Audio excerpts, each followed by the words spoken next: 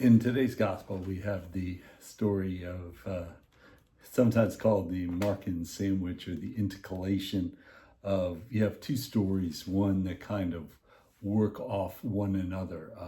As Bishop Robert Barron, in quoting Bishop N.T. Wright, said that they spark off one another or they illuminate one another. So you have the synagogue official who comes to Jesus, and in a way that's kind of surprising because even though it's relatively early in Jesus' public ministry, certainly when you think about the public reaction to him, the public reaction is more curiosity.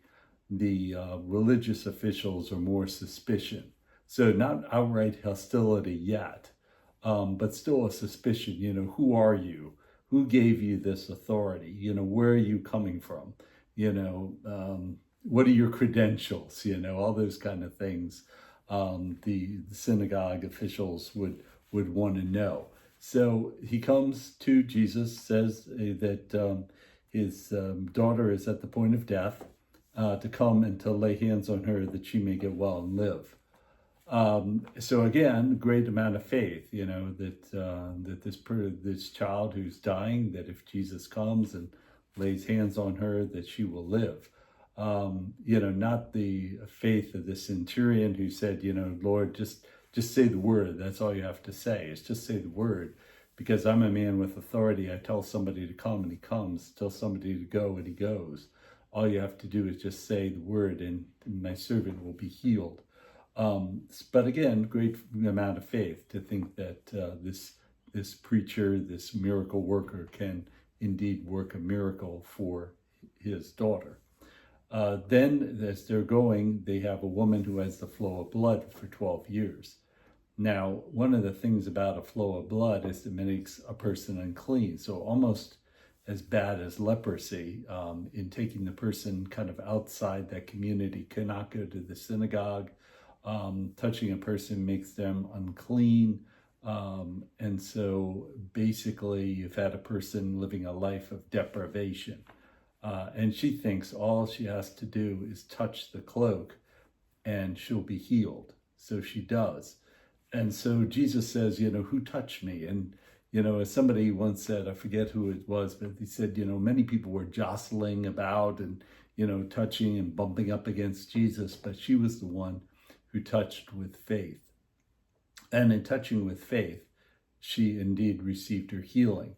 But moreover, instead of that she received not only her healing, but all physical healing, but also that spiritual healing. She came in as somebody unclean. She came out as the daughter. Your faith has saved you. Go in peace. You've been cured of your affliction. Your faith has saved you. So again, not just, we think about Jesus not only doing physical healing, but also spiritual healing as well. And so she was not only physically healed, but also spiritually healed. And then as they go toward the synagogue official's house, they come out, they said, don't trouble the teacher, she's already dead. So it'd be easy for the synagogue official to say, well, Jesus, that's it. Nothing more can be done. Thank you for coming, but my daughter has already died. So, no need to worry about it. Thank you for trying. But instead, Jesus said, just have faith. And so even when the people are the wailing and the people are wailing and lamenting, Jesus takes them out and pushes them all out. One of the things about wailing and lamenting is that sometimes if you have a funeral, especially if they lower the casket, you have people wailing and lamenting, and it's like it's a little disconcerting. But he takes them and pushes them out, takes the father and the mother into the room only, and so then he says, Talitha kum, I tell you, little girl, arise. And the girl gets up. She not only gets up, but he says, give her something to eat. So she's not only, just awakened, but she also needs that physical sustenance. And so tells her to to come and to eat.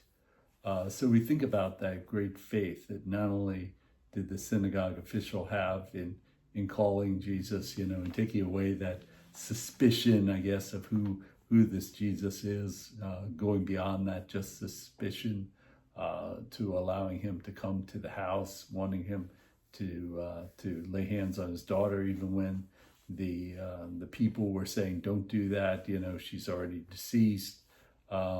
He listened to the words of Jesus, was obedient, don't listen to them, took the mourners out, and then the little girl arose. And so what we think about are these really two stories of people with great faith.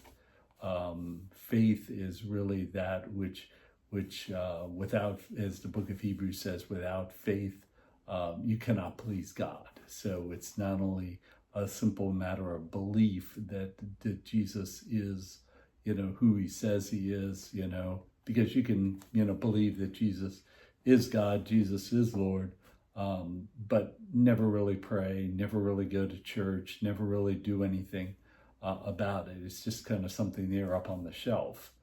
Or you can take it down from the shelf and begin to use it.